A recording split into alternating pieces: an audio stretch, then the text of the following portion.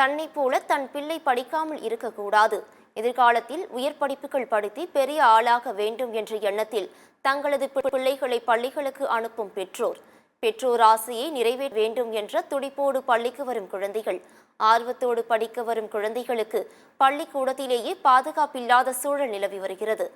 இடிந்து பரிதாப நிலையில் காட்சியளிக்கும் பள்ளிக்கூடத்தின் அவல நிலை குறித்து விவரிக்கின்றது இந்த செய்தி தொகுப்பு.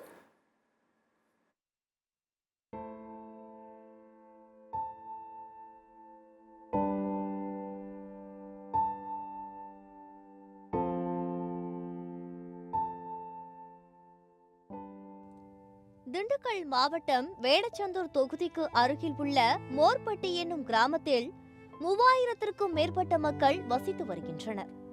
இந்த பகுதியில் உள்ள குழந்தைகள் அங்கு இருக்கக்கூடிய ஊராட்சி ஒன்றிய துவக்க பள்ளியில் பயின்று வருகிறார்கள்.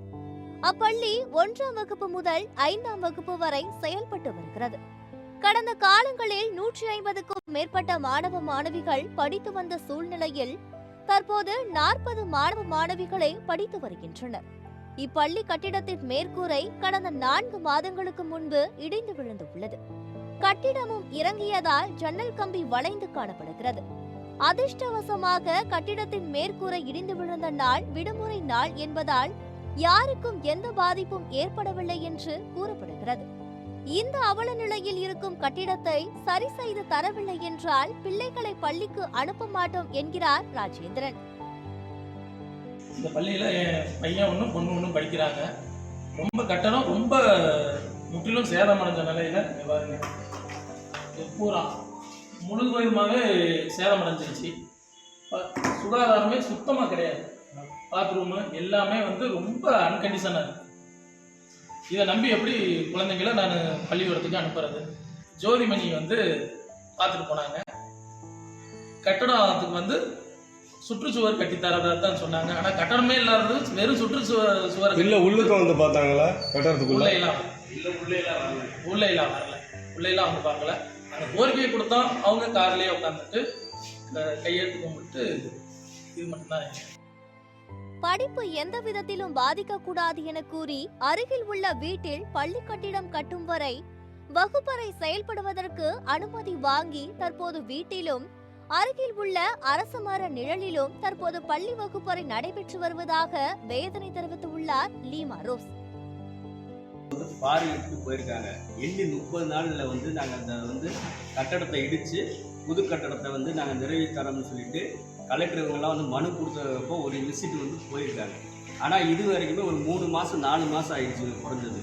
பிள்ளைகளை நாங்கள் எந்த நம்பிக்கையின் பேரில் பிள்ளைகளை கவர்மெண்ட் ஸ்கூலில் சேருங்கன்னு சொல்கிறாங்க. ஆனால் எந்த அடிப்படையில் நாங்கள் சேர்க்குறது? எங்கள் பிள்ளைகளுக்கு உயிருக்கு உத்தரவாதம் இல்லை. கட்டடம் இப்படி இடிஞ்சிட்டு இருக்கு. தொடர்ந்து மனுக்கள் கொடுத்துட்ருக்கோம். டீச்சர் மூலியமாக கொடுத்துருக்கோம். பள்ளி மேலாண்மை குழும எஸ்என்சி உறுப்பினராகவும் நாங்கள் இருக்கிறோம். வெறும் பெற்றோர் தான். அந்த உறுப்பினராக இருந்து நாங்களும் மனுக்களை வலியுறுத்திட்டோம். நேற்றைய தினம் ஜோதிமணி எம்பி அவர்கள் வந்தாங்க. இங்கே உள்ள மோர்பட்டி கவுன்சிலர் அவர்கள் மதில் செவரு உங்களுக்கு வந்திருக்கு அப்படின்னு டீச்சர்கள் தான் சொல்லியிருக்காங்க. மதில் செவரை மட்டும் வச்சு நாங்கள் என்ன பண்ணுறது? மதில் செவரு மதில் செவரு வச்சு எங்கள் பிள்ளைகளை ஆட்டு மந்தையிலாட்டம் அந்த மதில் செவருக்குள்ளே விட்டு இது பண்ணுறதா? உத்தரவாதத்தை உயிர் உத்தரவாதத்தை எதுவுமே இல்லாமல் இருக்குது. இது என்னன்றது அரசாங்கம் தான் முடிவெடுத்து எங்களுக்கு உண்டான எங்கள் பிள்ளைகளுக்கு உண்டான சுற்றுச்சூழலும் பள்ளி கட்டிடமும் கட்டாயம் வேண்டும். இல்லை என்றால் இங்கே உள்ள பள்ளியில் உள்ள பிள்ளைகளை யாரையும் நாங்கள் பள்ளிக்கூடத்துக்கு அனுப்ப மாட்டோம். அடிப்படை வசதிகள் ஏதுமின்றி சிதிலமடைந்து காணப்படும் இந்த பள்ளியை சீரமைத்து தர வேண்டும் என்று கோரிக்கை விடுத்துள்ளார் கண்ணன்.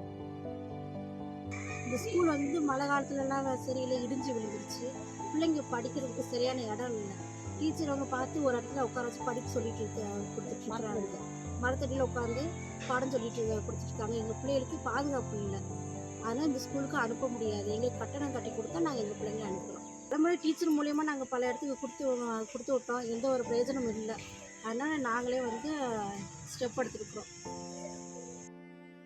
அரசு பள்ளியில் சேர வேண்டும் என தொடர்ந்து விளம்பரம் செய்து வரும் தமிழக அரசு பள்ளி மாணவ மாணவிகளின் மீது அக்கறை கொண்டு இடிந்து போன பள்ளி கட்டிடங்களை உடனடியாக சரி செய்து தர வேண்டும் என இப்பகுதி மக்கள் கோரிக்கை விடுத்துள்ளனர்.